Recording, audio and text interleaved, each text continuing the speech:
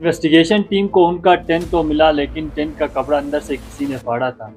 ऐसा मालूम हो रहा था कि अंदर मौजूद हाइकोर्स डर के मारे टेंट फाड़कर भागे हैं। टेंट के बाहर कुछ फुटप्रिंट्स भी देखे गए और हाइकोर्स का कैमरा और उसमें मौजूद कुछ अजीब फोटोग्राफ्स भी मिले। लेकिन पूरी क्रिमिनल इन्वेस्टिगेशन, फोटोग्राफ्स और रजिस्टर में हुई हर दिन की एंट्री होने के बावजूद ये केस पिछले कई सालों से सालों नहीं हो सका।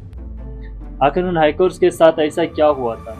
क्यों उन्होंने टेंट को अंदर से फाड़ा था? कैसे कुछ हाइकोर्स को खतरनाक चोटें लगी? और क्यों उन्होंने इतनी ठंड में भी इतने कम कपड़े पहन रखे थे, जबकि ये सारे एक्सपीरियंस्ड हाइकर्स थे? ये कहानी है माउंटेन ऑफ द डेड की, और इस हादसे को डेथ ऑफ पास इंसिडेंट के नाम से याद किया जाता है।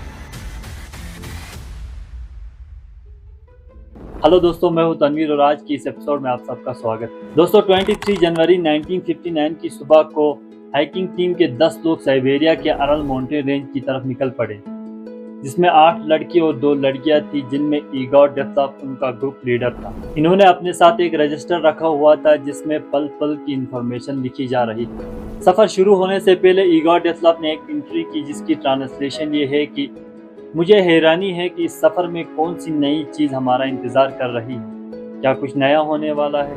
28 जनवरी को यूरी यूडन नामी एक हाइकर की तबीयत बिगड़ गई और उसने वापस जाने का फैसला किया, जबकि बाकी 9 हाइकर्स ने प्लान को आगे कंटिन्यू किया और डायरी के साथ साथ कैमरे का इस्तेमाल करके उन्होंने सभी लम्हों को कैप्चर करना शुरू किया। 1 फरवरी को वो एक पहाड़ के बॉटम के पास पहुंचे, जिसे वहां के लोकल लोग माउंटेन ऑफ द डेड के नाम से जानते हैं। उन्होंने पूरा दिन उस पहाड़ पर चढ़ते हुए गुजारा और आखिरकार पहाड़ की चोटी से चंद मीटर पहले उन्होंने कैंप लगाने का फैसला किया। ये वो चंद आखिरी तस्वीरें हैं जो उनके कैमरे से मिली थी और उस वक्त रजिस्टर में आखिरी एंट्री की गई, जिसमें लिखा था, इंसानी बस्तियों से सैकड़ों किलोमीटर दूर हवाओं के साथ पहाड़ों पर इस तरह के सुकून का तस्वुर करना भी मुश्किल है। यहाँ तक जो कुछ हुआ ये सब उनकी रजिस्टर में लिखा हुआ मिला, लेकिन इसके बाद क्या हुआ ये किसी को मालूम नहीं। इस सफर में उनको टोटल 16 दिन लगने थे, लेकिन अब परेशानी बढ़ती जा रही थी, क्योंकि 30 से 31 दिन होने के बाद भी किसी भी ग्रुप मेंबर की कोई खबर नहीं आई। लेकिन आखिरकार वॉलंटियर्स का एक ग्रुप तैयार किया गया जो 26 फरवरी को खोए हुए हाइकोर्स के कैंप को तलाश करने में कामयाब हो गए। यह कैंप देखकर अंदाजा लगाना मुश्किल नहीं था कि यहाँ कुछ बहुत बुरा हुआ है। टेंट बर्फ की पतली लेयर से ढका हुआ था और उसके अंदर हाइकोर्स का सामान बिल्कुल ठीक हालत में पड़ा था, लेकिन टेंट का कपड़ा अंदर से चाकू की मदद से फाड़ा गया था। अगले दिन आसपास हाइकर्स की तलाश शुरू कर दी गई। टेंट के पास ही बर्फ में कुछ फुटप्रिंट्स थे जो पहाड़ से नीचे की ओर जा रहे थे। इन फुटप्रिंट्स में कुछ जूतों के निशानात थे और कुछ नंगे पांवों के। ये निशानात करीब 500 फुट तक बर्फ में छपे थे और उसके बाद ये निशानात गायब हो गए। इन्वेस्टिगेशन टीम इन फुटप्रिंट्स की डायरेक्शन में आगे बढ़ती गई और थोड़ी देर बाद वो देवदार के पेड़ के पास पहुंचे, जहां उन्हें एक बुझी हुई बोनफायर के निशानात मिले और साथ ही 2 हाइकोर्स की जमी हुई डेड बॉडीज भी मिली। इन दोनों हाइकोर्स ने बहुत कम कपड़े पहन रखे थे। वेदर आर्काइव में देखा गया तो मालूम पड़ा जिस वक्त इनकी मौत हुई तो उस वक्त यहाँ का टेम्परेचर करीब 30 डिग्री सेल्सियस था, लेकिन उनके कपड़े ऐसे थे जैसे गर्मियों के मौसम में पहने जाते। अगले 3 हाइकर्स की लाशें भी जंगल और टेंट के बीच से बर्फ में दबी हुई पाई गई। ये लोग पिछले वाले 2 के मुकाबले में कुछ न कुछ गर्म कपड़ों में पाए गए, लेकिन उन्होंने भी ग्लव्स और जूते नहीं पहन रखे। इन 3 हाइकर्स की डायरेक्शन ऊपर टेंट की तरफ थी, जैसे ये नीचे जंगल से ऊपर टेंट की तरफ जा रहे थे, लेकिन बीच में ही हिम्मत हारकर दम तोड़ गए। डॉक्टर्स ने इन 5 की मौत की वजह हाइपोथर्मिया बताई, यानी वो कंडीशन जिसमें ज्यादा वक्त ठंड में रहने की वजह से बॉडी फ्रीज होने लगी। अगले 4 हाइकर्स की बॉडी जंगल की एक चट्टान के नीचे से मिली, जो कि देवदार की दरख्त से 75 मीटर की दूरी पर। इनमें से 3 को गहरी चोटें लगी थी, एक का सर फटा हुआ था और 2 की पसलियां टूटी हुई। पहले तो इन्वेस्टिगेशन के दौरान लगा कि शायद इनका किसी ने मर्डर किया हो, लेकिन 28 मई को ये क्रिमिनल केस बंद किया गया, क्योंकि देखने में ऐसा कोई सबूत नहीं था जिससे ये जाहिर हो कि इनका किसी ने मर्डर किया हो या इन्होंने एक दूसरे को मारा। तो आखिर उन 9 लोगों के साथ क्या हुआ था? टेंट का दरवाजा छोड़कर उसे फाड़कर बाहर निकलने का क्या मतलब? लेकिन जो खतरा था वो असल में टेंट के अंदर ही था, क्योंकि टेंट के बाहर उनके कदमों के निशानात भागने वाले निशानात नहीं थे।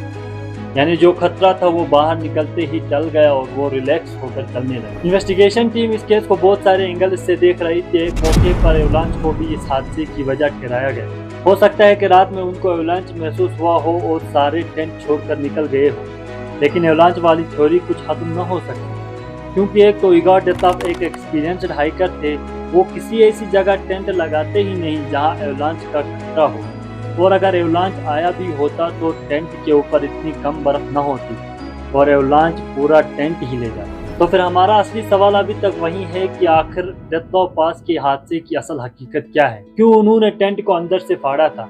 कैसे कुछ हाइकर्स को खतरनाक चोटें लगी थी? और क्यों उन्होंने इतनी ठंड में भी इतने कम कपड़े पहन रखे थे, जबकि ये सारे एक्सपीरियंस्ड हाइकर्स? सच्चाई जानने के लिए हम टेंट की तरफ रुख करते हैं, क्योंकि इस हादसे की असल शुरुआत वहीं से हुई। यह टेंट की हादसे से पहले की तस्वीर है, जिसमें से एक एग्जॉस्ट पाइप निकल रहा है।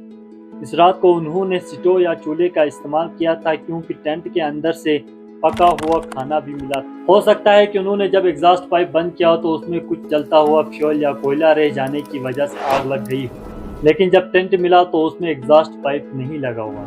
यानी अगर आग लगी होगी तो उसका धुआं बाहर निकलने के बजाय अंदर ही जमा हो रहा था, जिससे अंदर बैठे हाइकर्स का सांस लेना मुश्किल हो गया हो। यही एक वजह समझ आ रही है कि उनसे धुआं कंट्रोल नहीं हो सका और वो फौरन टेंट फाड़कर बाहर निकला। इस थ्योरी को प्रूव करने के लिए एविडेंस भी मौजूद है, क्योंकि हाइकर्स के जिस्म और कपड़ों में से जलने के निशानात भी पाए जा चुके हैं। बाहर निकलने के बाद ये आराम आराम से चलकर अपने लिए शेल्टर तलाश करने लगे। कुछ हाइकर्स बगैर गर्म कपड़ों के टेंट से निकले। शेल्टर की एक जगह उनको पहले से ही मालूम थी, इसीलिए वो नीचे पेड़ों के पास चले गए।